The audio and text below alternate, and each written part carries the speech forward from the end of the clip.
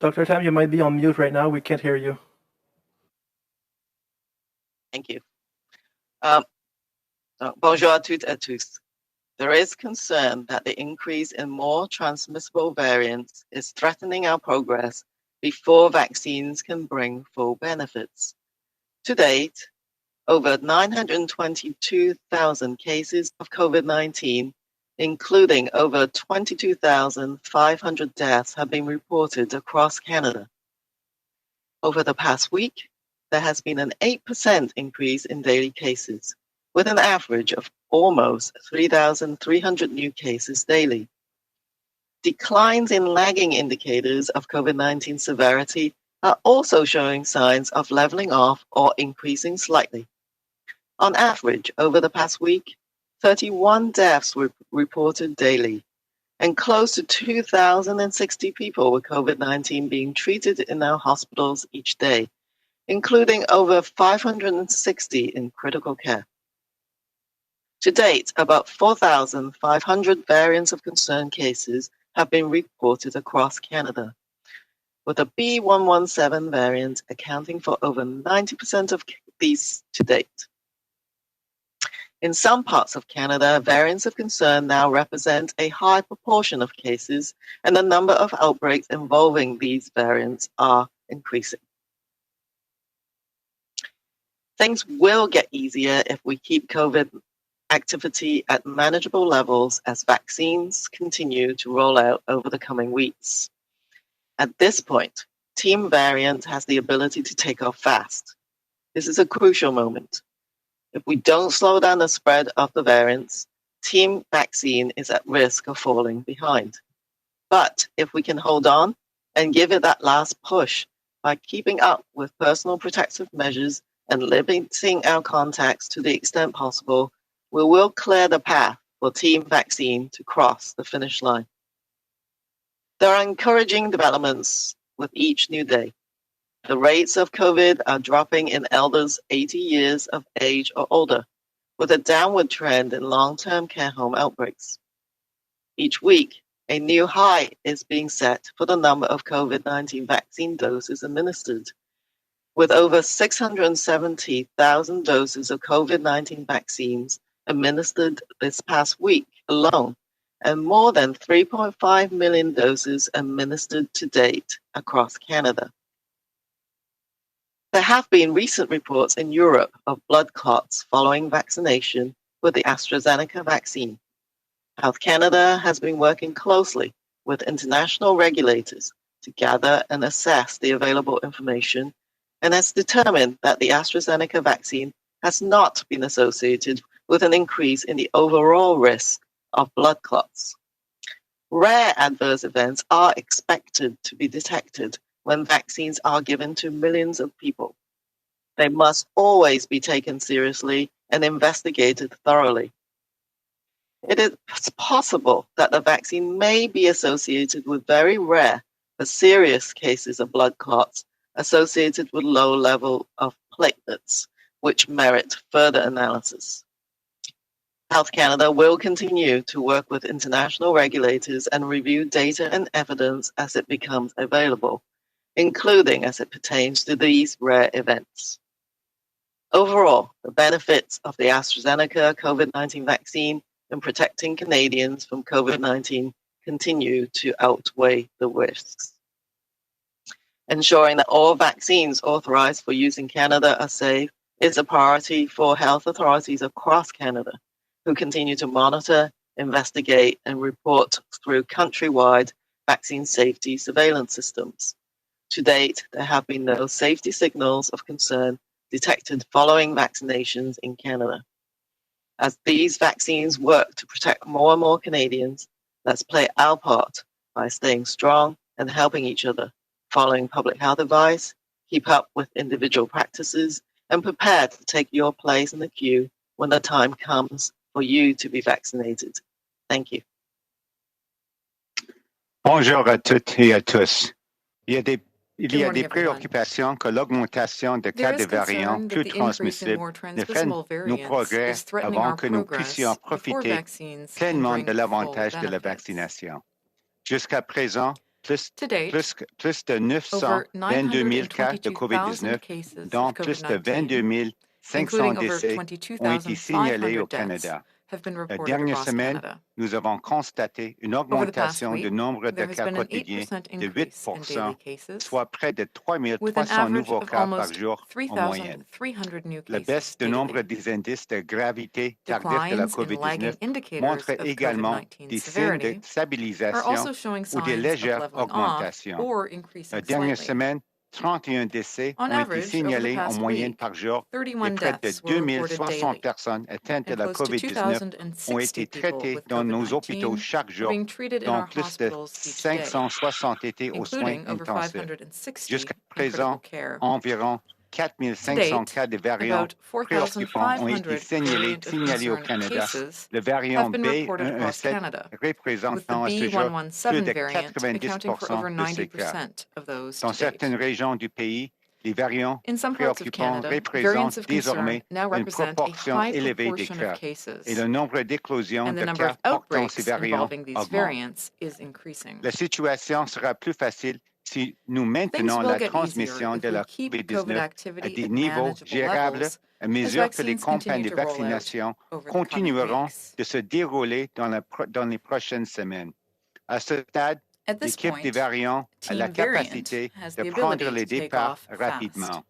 C'est un moment crucial. This is a critical Si nous ne moment. ralentissons pas la If we propagation des don't slow variants, down the spread of l'équipe des variants, vaccinés Team risque de tirer Vaccine de is l'arrière. at risk of falling Mais behind. si nous tenons bon et fournissons But un dernier if we effort can hold en on respectant and les give it mesures that de last protection push by keeping up with individuelles personal et en protective limitant measures nos contacts dans and les limiting mesures our que possible, contacts to the nous extent dégagerons possible, le terrain we pour will que clear the l'équipe des path vaccinés for Team remporte la Vaccine to course. cross the finish line. Chaque jour qui passe apporte des nouvelles There are encourageantes. encouraging Le developments nombre with de each new cas de day. COVID-19 The est en rates of baisse chez les personnes COVID-19 are âgées de dropping in 80 ans et elders plus 80 years of et le age and nombre older, d'éclosions with a dans les downward centres de trend soins in de longue long-term durée care home tend à outbreaks. chuter. Chaque semaine, un nouveau Each record week, est a établi new en ce high qui is a being trait au set nombre de for the doses number de of vaccins COVID-19 administrées. vaccine doses Plus de administered, 670 000 with over doses ont été administrées 670,000 rien que la doses dernière of semaine COVID-19 et plus de vaccines administered this 3,5 past week millions de alone, doses ont été and more than administrées au Canada 3.5 million à ce doses jour. administered to date Des across cas de Canada. caillots sanguins ont été signalés récemment en There have Europe been à recent la suite de reports in Europe of blood l'administration du clots vaccin following vaccination with the d'AstraZeneca. Santé AstraZeneca Canada a vaccine. travaillé en étroite Health Canada has collaboration been working avec closely les with organismes de international regulators réglementation to gather internationaux and pour recueillir assess et the available évaluer les données information, disponibles et a déterminé que and le has vaccin determined that the d'AstraZeneca AstraZeneca n'a pas vaccine été has associé not been à une associated with an augmentation du risque increase global in the des overall caillots risk of sanguins. blood clots. Cependant, le vaccin pourrait être associé. Il est Rare adverse attendu events que are des efforts expected to be secondaires detected when rares soient vaccines are given to détectés millions of lorsque people. des vaccins sont administrés à des millions de personnes. Ils doivent They toujours must être always be pris au taken sérieux seriously et faire and l'objet d'un investigated examen thoroughly. approfondi. Il est possible que le It is vaccin soit possible associé that the à des vaccine très may be rares cas associated with graves de caillots very rare sanguins but liés serious à des taux cases de of blood plaquettes faibles, clots lesquels associated with méritent low une levels analyse of plus platelets, approfondie. which merit further Santé Canada analysis. continuera de travailler Health Canada avec les will continue organismes to de work with réglementation international internationaux regulators et and d'examiner to les review données data et les and preuves evidence au as fur it et à becomes mesure available, qu'ils émergent, notamment en ce qui including concerne ces as it effets pertains rares. to these rare Dans events. l'ensemble, les avantages du vaccin d'AstraZeneca pour Overall, protéger the les Canadiens benefits of the contre la AstraZeneca COVID-19 COVID-19 continuent vaccine de in l'emporter protecting sur les Canadians risques. from COVID-19 L'ensemble des continue autorités to sanitaires outweigh du the pays risks. ont comme priorité Ensuring that absolue all de vaccines veiller à ce authorized que for tous use les in vaccins Canada are autorisés safe au is Canada a top soient sûrs priority et for elles health continuent de authorities across surveiller, Canada, d'enquêter who et continue de to faire monitor, rapport aux moyens des investigate, systèmes de and surveillance report de through l'innocuité du countrywide vaccin à vaccine l'échelle safety nationale. surveillance À ce systems. jour, aucun signe To de date, there nocivité have been no préoccupant n'a safety été signals of détecté à la concern suite des vaccinations detected au following Canada. vaccinations in Il est vrai Canada. que ces vaccins permettent de protéger de As plus these en plus de vaccines work to Canadiens, protect mais more and jouons more notre Canadians, rôle en let's play restant our forts part et en by nous staying strong entraidant. and helping each Suivant other, les consignes de santé follow public publique, health advice, continuons keep d'appliquer up des with pratiques individual individuelles practices, et soyons prêts and à prepare to take recevoir your le place in vaccin the le queue temps when venu. the time comes for you to Merci. be vaccinated. Thank you. Merci beaucoup. We'll now take questions. As usual, you can get one question and one follow-up, et vous pouvez poser vos questions, votre question et une question de suivi dans la langue officielle de votre choix. In the language of your choice. Operator, over to you. Thank you. Merci. Please press star 1 at this time if you have a question. Vous pouvez appuyer sur étoile 1 maintenant pour poser une question. Our first question is from Mike Lecouteur from Global News. Please go ahead. À vous la parole. Thank you for taking our questions. This is for Dr. Tam and or Dr. New. Your first comments off the top saying that our progress is being threatened, and when we see that the variants are spreading very quickly, especially in younger adults, I want to sort of ask you this in two parts. Are you concerned that Canadians somehow don't understand the heightened danger at this time? And in your opinion, is it time for stricter guidelines for movement for people in different jurisdictions, because this is such a critical time and that we could be teetering here? Yes, I'll take the first response to this question. Yes, there is an indication that after coming down that second wave, that downslope, we initially sort of plateaued at about 2/3 of the way down, and then we're now beginning to see an uptick in cases. And in particular, it's areas where variants of concern, these are variants that can be transmitted more easily, so they spread faster. And so that is the current concern. And there is a risk in different areas of Canada, not everywhere, that these variants could result in the disease activity taking off fast. So it is, as I've said, a pretty critical moment. And that, we seek for everyone to do the very best that you can to keep up with the local public health advice and protect yourself and your loved ones through these protective measures, which we said again, mask wearing, washing your hands, watch your distance as much as possible. We know that some people do have to work, some kids are going to school, but you need to do that really safely. And that does have to depend on the local epidemiology. But on the whole, we're just asking people to hold on for a bit longer because the vaccines are just escalating. Now is not the time, but this is not forever. And that I think that is really key. There is a sense of course, this has been going on for so long that many people are having some difficulties keeping things up. So I do think that this is absolutely not the time to let go of those measures. It's Dr. New. Maybe I'll just add a few additional points to what Dr. Tam said. I think we are all taking it seriously across the country. We're having active discussions at the Special Advisory Committee, and there are indications based on the data that we're receiving at the national level that, in terms of hospitalizations and ICU admissions, we're also seeing it happening among the younger age groups. So I think there really is a caution and a warning that, everyone is still at risk with respect to either coming down with it or transmitting COVID-19 to others. And so I think we really can let go.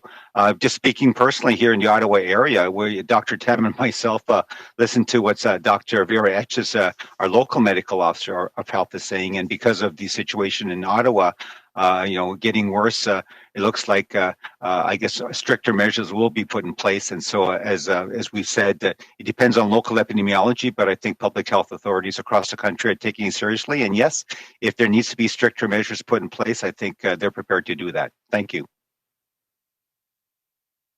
Thanks. Follow up, Mike? Yeah, and just as a follow-up, when you talk about the spread of the B117 variant and it, being more prevalent in younger adults, I guess I want to follow up on the stricter guidelines. But do you think that there's a sense out there that because the vaccines are rolling out, that people aren't really making the connection. They think that the finish line is already there, even though they don't have a needle in their arm yet. And how much are you concerned that the spread will now be in that younger adult population that is harder to control or harder to get the attention of to continue to do those follow the public health guidelines? Yes, I think we have to remind everyone that less than 10% of Canadians have received a vaccine. And they're mostly people, of course, in the higher risk groups, and therefore the older population. So it is a really tricky situation because of the spread occurring in the younger age groups while they are the ones waiting further down the line to get vaccinated. And so, which is why the overall strategy in Canada is to get that first dose into as many people as fast as possible for this very reason, that we need to not just focus on the high-risk groups, but if we want to get this epidemic, break the back of this current wave, we have to try and get as many vaccines as fast as possible into the whole population. So it is something I agree that we have to do very specific and targeted outreach and communication to younger adults as a result, and that also encourage them, not too far down the line, by the way, that they should also roll up their sleeves and get the vaccine as well. Yeah, it's Dr. New. I think the issue of enhancing Canadians' confidence in vaccines, including younger age groups, is top of mind. I think we're pulling out all the stops, using all sorts of different mechanisms, be it training webinars for healthcare providers so that they can give good information to their patients so they can make an informed choice, using various sort of social media and other types of campaigns to get the message across. And I guess also to see what local authorities are doing. We understand it in some provinces. They are actually starting to target younger individuals based on their local epidemiology with the vaccination campaigns, as at the same time, of course, they're focusing on the older age groups and the higher risk groups. So I think there's lots that still will be done. And as we get more, millions more doses coming into the country, that it will get, as they say, less and less of an issue as more and more Canadians take up the offer to become vaccinated. Thank you. Thank you. Merci. Next question. Thank you. Our next question is from David Thornton from CBC News. Please go ahead. À vous la parole. Hey, so as more Canadians get their first shot, I'm just wondering, what does that mean for family and social gatherings, especially with, the Easter weekend approaching, even, Victoria Day in May? Does this change anything for people who have been vaccinated? So just wondering if y'all could comment on that.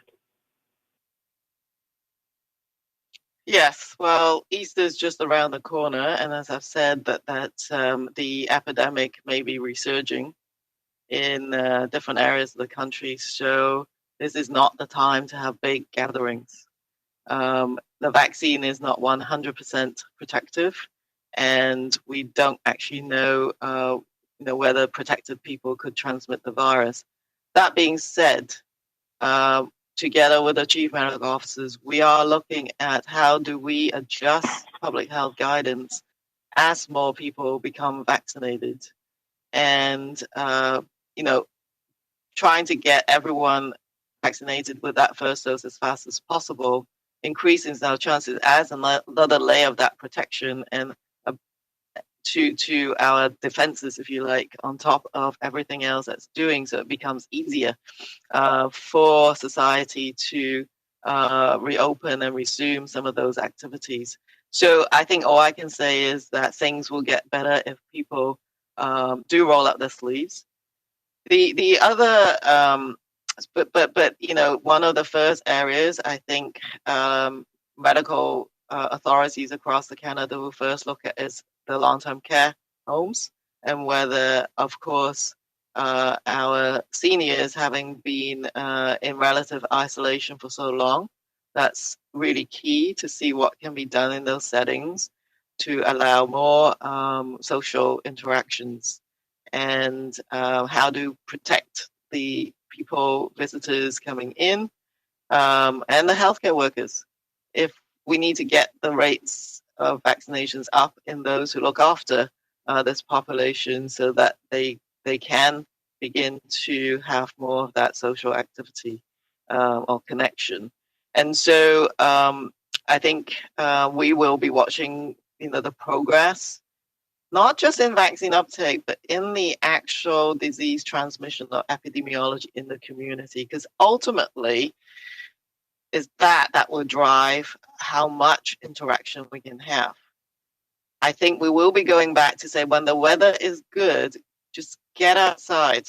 And so those, the sort of higher risk settings remain the closed, crowded areas with poor ventilation. There will be more activities that can be supported outdoors as well. So we got to really give people some other thing, some of these kind of activities to look forward to. And like we did last year, in fact. So the vaccine, I think, will contribute to decelerating the epidemic, but it's not going to do it yet. So because we haven't got enough people vaccinated. So not Easter. Easter is not the time to have big gatherings. But with time, smaller social interactions, you may see some of the bubbles, sort of concepts coming back in. And this time with another layer of protection, which is the vaccine. Thank you. Follow up? Yes. So this follow-up is for Dr. New because you work so closely on the vaccine logistics file. When are the AstraZeneca doses that we're getting from the U.S., when are they supposed to be used by? Just wondering if you can let us know that. Thank you for the question. Certainly, although I work very closely with Major General Denny Fok-Tang, I don't have line of sight. Those various sort of complex and very detailed logistical aspects, I would leave it to him. Certainly, I see the media reports as well in terms of doses that may be coming into the country, but other folks, obviously, lots of folks are on the file. Our colleagues, obviously, as well in procurement and so on. So I really don't have much to offer except that the more doses we get of any vaccine that's approved for use in Canada, the better, because then we can obviously move within Canada to get those shots into arms. Thank you.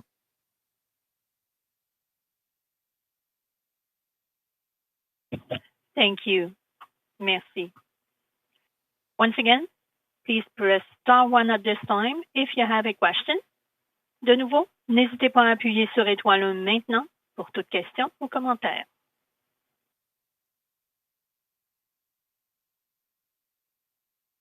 We have no further questions registered at this time. Nous n'avons plus de questions pour le moment. Je vous retourne la parole.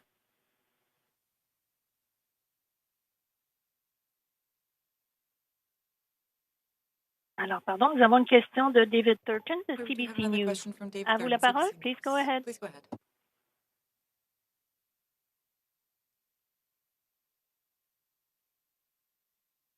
Hi. Yes, I just wanted to circle back because you're taking more questions. That's great. We heard from NACI earlier this week if they would change anything when it comes to their advice, when it comes to their guidance on how AstraZeneca could be used. Of course, they've changed their advice. It can be used for people above 65 and older. And one thing that Dr. Caroline Quashtan said is that, one thing she might change is the way that this is communicated. But that's not NACI's responsibility. That is PHAC's. So I'm just wondering, would you agree with this? Do you think that now that we're a year into this pandemic, that the way PHAC communicates information, the Public Health Agency of Canada communicates information, hasn't always been, up to par, and whether that needs to be improved? Well, I think communication is extremely important in this response. One of the really key challenges is that information and science keeps moving at a very fast pace. So we can always do better in terms of supporting communications, particularly on somewhat complicated decisions and how they are arrived at. And so I think there will be more support to NACI, for example, in communicating their recommendations, including not just the publication of their statement, but a more plain language version of that. I think that is being envisaged and being rolled out.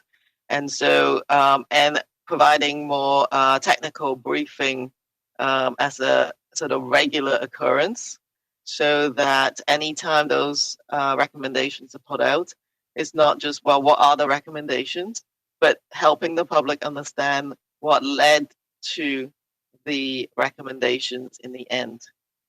And the decisions are sometimes complicated. It's not just based on the evolving data. It's also based on the realities of the different products in Canada and the supply. And there's more than one vaccine, so those have to be taken into account by public health programming and officials. And so communication can always be better, is what I think. And we should do that. What is difficult, as I said, is this sort of every week or so there's another additional recommendation, and then how that fits in with the preceding ones, and what led to the change, I do think needs to be better communicated. It's Dr. New. Maybe I would make an additional point to what Dr. Tam has said. And that's the fact that there are many voices out there. And so I think that obviously as public health, we could always do better in terms of self-improvement. But I think the media also needs to understand in terms of the different perspective and voices out there. And I would say that there is a difference in terms of what Dr. Tam, myself, and the Chief Medical Officer of Health are saying and giving advice from, quote, a population and public health perspective, as opposed to maybe other voices out there, which are maybe looking from maybe a different, narrower perspective, a sort of an individual clinical perspective, et cetera, and so on. So I think it's just something we need to be mindful of, as well as we try to get, obviously, the best information out there to inform Canadians so they can make informed decisions regarding their health. Thank you.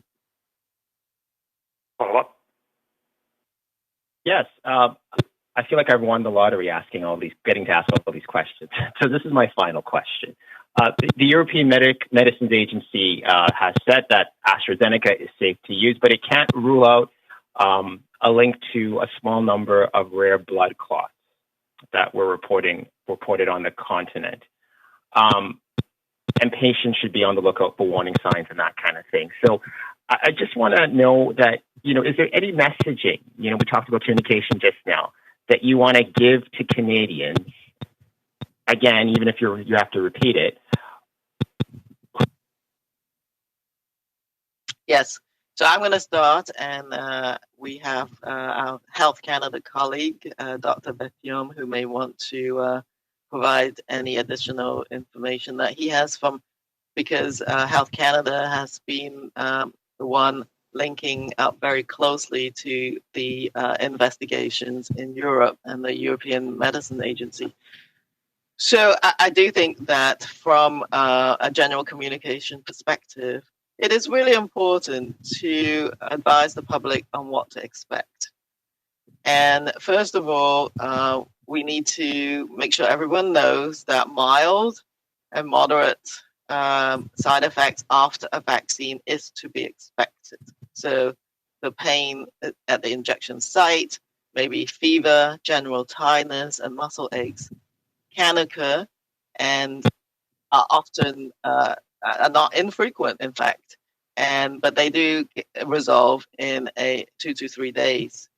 The second dose of vaccine can sometimes result in a heightening of those reactions, which is a sign that your body's immune system is actually doing its job and mounting that defense. What is also important for everyone to know is that rare but serious adverse events can occur with a vaccine which is not necessarily seen in the smaller clinical trials, even though tens of thousands of people were included in those clinical trials. If the rate of occurrence is, a few cases in a million, you're not going to see that until large numbers of people get vaccinated. And we will always need to take those reports very seriously, and that there is a system which is international that is monitoring, as you've seen in the past days, these events, and they have to be investigated thoroughly. And after that, we need to then solidify the messaging that will need to be communicated to healthcare providers and those providing advice on immunization. So right now, what I said in my opening remarks is that it is possible that the vaccine may be associated with very rare but serious cases of blood clots associated with this low-level platelets, those things that help your blood clot, which is undergoing further analysis. And so I think this will help. Whatever comes out of the further analysis will help people make an informed choice. So right now, maybe I'll pass the mic over to Dr. Bertillon. Thank you, Dr. Tam. Yes, I would be happy to provide a bit of additional information. So to answer your question, I think the key message is that Health Canada has actively looked into this issue, is in contact with other international regulators, and looking at the data, still considers that the benefits of the AstraZeneca vaccine outweigh the risk, especially considering the risk of complication and blood clots that are associated with the COVID infection itself.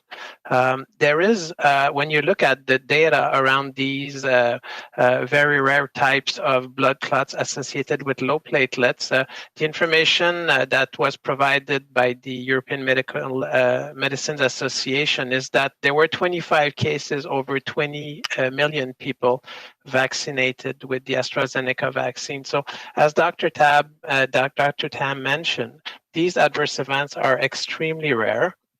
There is a subset of those adverse events, 17 of those 25, that are called cerebral sinus vein thrombosis, that are continuing to be investigated. And as we look into them and in collaboration with other regulators, if there's any additional findings, we'll communicate to Canadian. At this point in time, we're actively monitoring, and I can assure you that everybody around the world is actively monitoring this issue. And if there's any conclusion, either to establish that it's not linked to the vaccine or that it is linked to the vaccine, we'll communicate that clearly to Canadians. So at this point, as pointed out, there is a potential risk of these very rare blood clots, but the causal association has not been established, but we're actively monitoring. But overall, if you consider the benefits of vaccination of the AstraZeneca vaccine, the risk of COVID out there in the community, we consider, Health Canada considers that the benefits of taking the vaccine, any vaccine, including the AstraZeneca vaccine, clearly outweigh any potential risks. Thank you. Merci. Prochaine question. Thank you. Notre prochaine question est de Juliane Lapointe de Radio-Canada. À vous la parole. Please go ahead. Bonjour, je vais vous faire peut-être répéter un peu tout ça en français. Si c'est possible de nous expliquer pourquoi on dit qu'en principe, il n'y a pas de risque, que tout est sécuritaire, mais qu'il existe ce fameux risque de cailloux de sang rare. Donc peut-être, si c'est possible, Dr. New, de nous expliquer la distinction. Voulez-vous que j'y aille, Dr. New? Would you like me to go ahead, Dr. New? Peut-être, c'est mieux si vous commencez, Dr. Bertillon. Okay, yes, I'll let you start, Mr. Bertillon. Oui, si je peux peut-être, c'est parce que malheureusement, parce qu'on fait de la télévision, c'est toujours mieux si on a quelqu'un à la caméra, puis, avec un appel téléphonique, c'est moins bon. C'est possible d'avoir quelqu'un qui a une caméra ouverte. Telephone, so I'm hoping ben, ma caméra est ouverte, je ne sais pas pourquoi ça... Moi, je me vois sur l'écran dans la conférence de presse. Yes, well, my camera is on. I'm not sure if you can see it, but...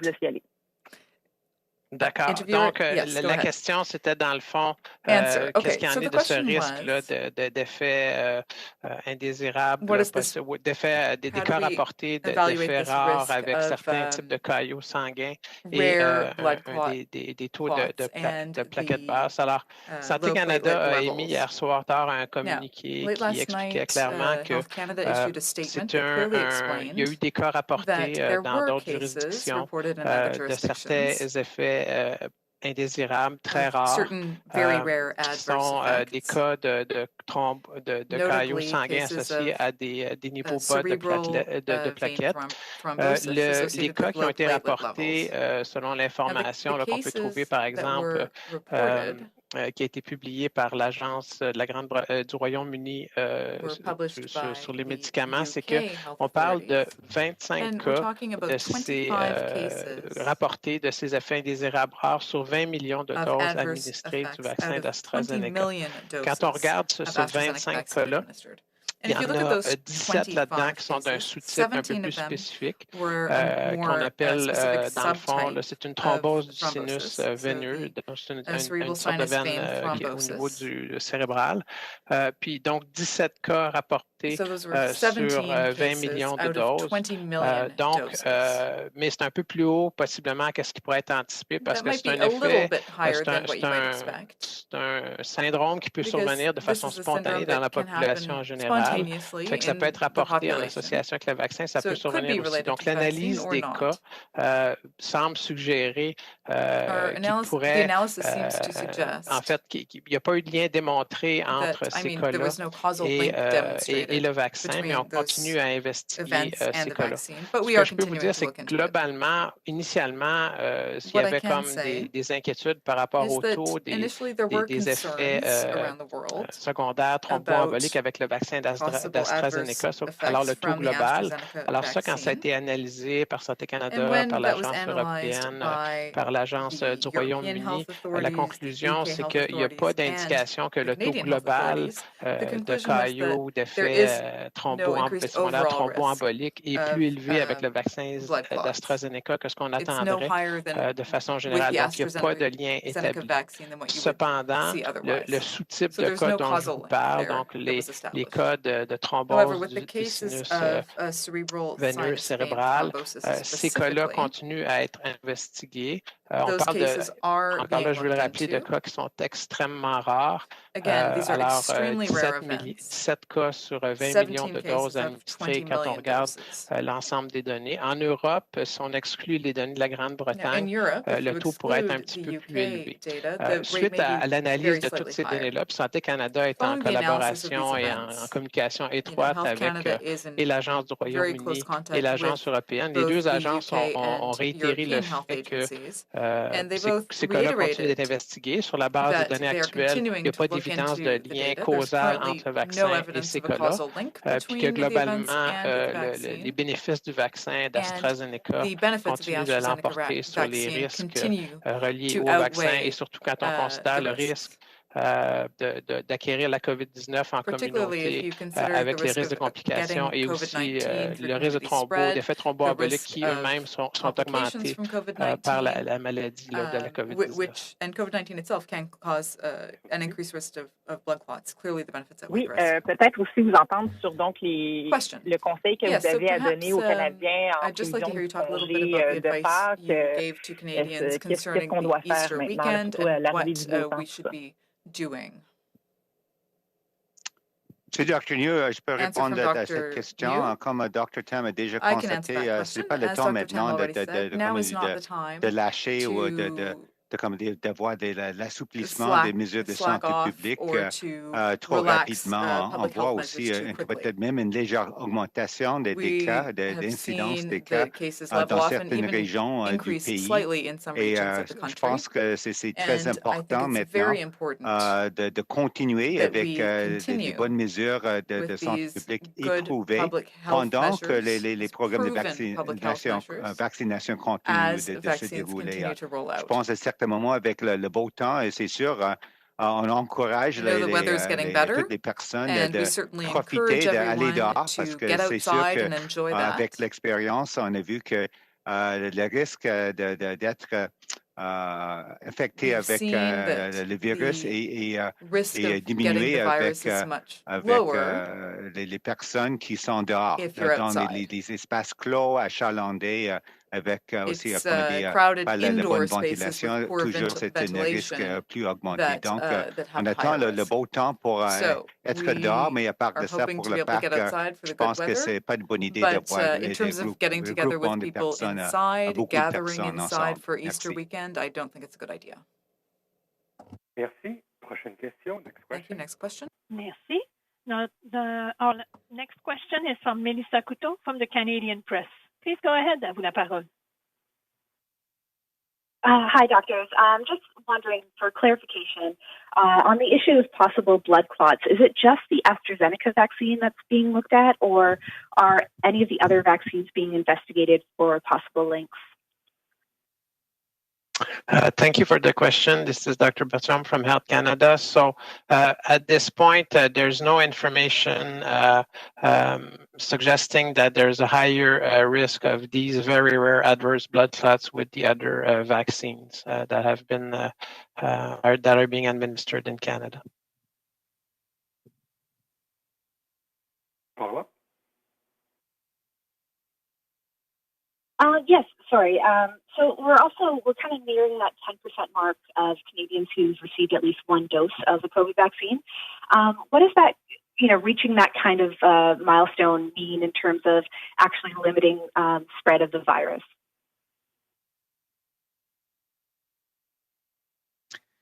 Yes, so this is Theresa Tam. So this is still quite a small proportion of Canadians or people in Canada have been vaccinated. I think that what it means is that we should, as I said, see some of the effects in the initial groups that were receiving the vaccine, such as seniors and those in long-term care in particular. And so what's been really heartening to see is a drop in incidence in those over 80, as well as a reduction in outbreaks in long-term care, and that those outbreaks, when they occur, are generally smaller in size. So that needs to be monitored very closely, but it's actually really encouraging. And some of the studies that were done by provinces and territories, actually British Columbia and Quebec, for example, demonstrated a high effectiveness of that initial first dose. So I think that, I am very hopeful that if everyone in Canada continues to roll up their sleeves as the vaccine becomes available, which is actually going to escalate pretty fast, that we will be able to see a reduction in individual impact, but also that indirect benefit to others as we protect each other as well. But that is not going to be seen at this point. And there's still data in evolution, if you like, about the impact of the vaccines in reducing transmission or reducing infection rather than reducing disease or serious outcomes.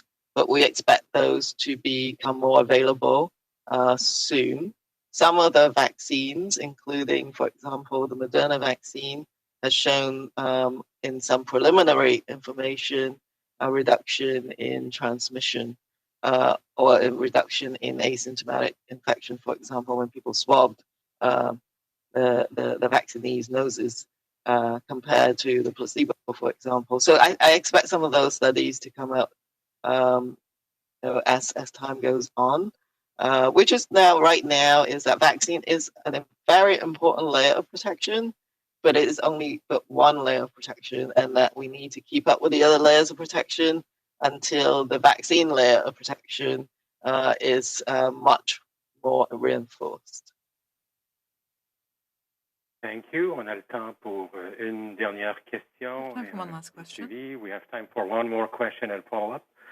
Operator, please. Thank you. Our next question is from Mike Lecouteur from Global News. Please go ahead. À vous la parole. Thank you for the opportunity to ask the second question. I just wanted to ask that, given what you're seeing in the spread, especially amongst younger people, is there any consideration from public health officials to maybe push the provinces or suggest that younger people should get the vaccine sooner to stamp out this spread that is seemingly more of a concern to you? Yeah, so I think that the serious outcomes are still going to be felt much more in the higher risk groups. So that's been the focus of public health programs to date. But the concept that we need to get everyone that first dose as fast as possible, and with the vaccine supply that we have, that can be done before, maybe by the end of June, pending, supplies all going according to plan, is basically takes into account that concept, is that you can't completely just protect the higher risk groups without increasing vaccine coverage in the groups that are, younger, who may transmit the virus to others. So that's the trajectory, and that the provinces are working really hard to administer those doses as fast as possible. But I do think that younger individuals who perceive the individual risk as lower need a lot more targeted communications and different strategies to incentivize them in getting the vaccine. And I do think that many of them go to work, and many would want to, for example, go back to university in the fall. And so in order to reduce those kind of disruptions, everybody needs to roll up their sleeves. And so, that the strategy of shifting the vaccination towards the younger population, although not the primary strategy, is behind that one dose for everyone as fast as possible. Thank you. It's Dr. New. Maybe I'll just underline or underscore what Dr. Tam said, and I think I alluded to it earlier, one of my answers. If you look at the provinces and territories, obviously they have the best line of sight in terms of examining their local epidemiology, their local context, and determining how best to vaccinate their population. And if you look at Prince Edward Island, I understand Dr. Heather Morrison, the Chief Medical Officer of Health, I recently had a press conference in which he indicated, based on their epidemiology, the fact that younger age groups or individuals in those younger age groups, especially in frontline sort of service industries dealing with the public, were also, I think, the group that had the highest risk of, having COVID-19 and possibly transmitting to others, that they're also targeting them, along with obviously their high-risk seniors, et cetera. So you can see it's starting to be a part of the thinking and sort of the thoughtful approach that the various provinces and territories are undertaking. Thank you. And one last follow-up, Mike? Yeah, I just wanted to ask you, for both Dr. New and Dr. Tam, is there any sense of frustration on your part when you look at the rollout and how it hasn't been equally as efficient depending on the provinces? One sort of looks at Quebec and Ontario, where Quebec is seemingly moving the age brackets through the vaccination process a lot quicker than Ontario is.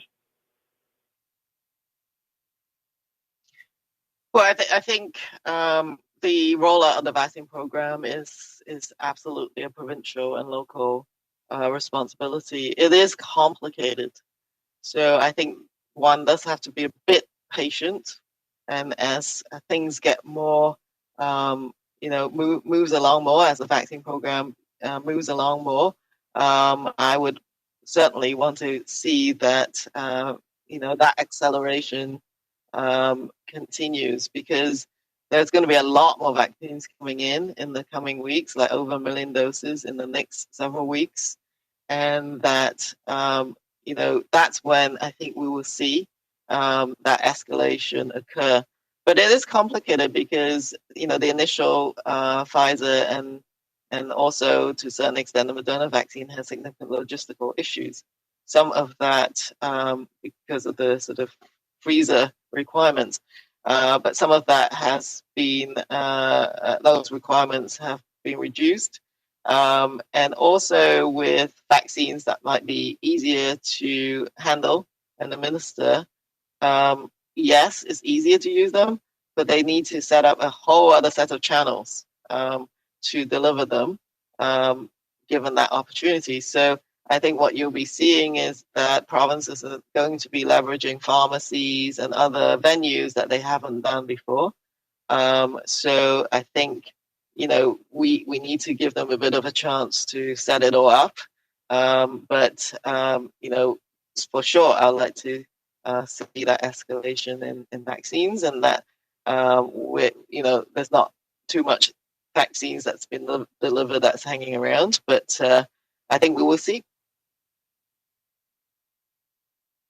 Thank you. So this is the end of our press conference for today. Merci d'avoir été avec nous. Je vous souhaite une bonne journée. Merci. Merci. Thank you. The conference has now ended.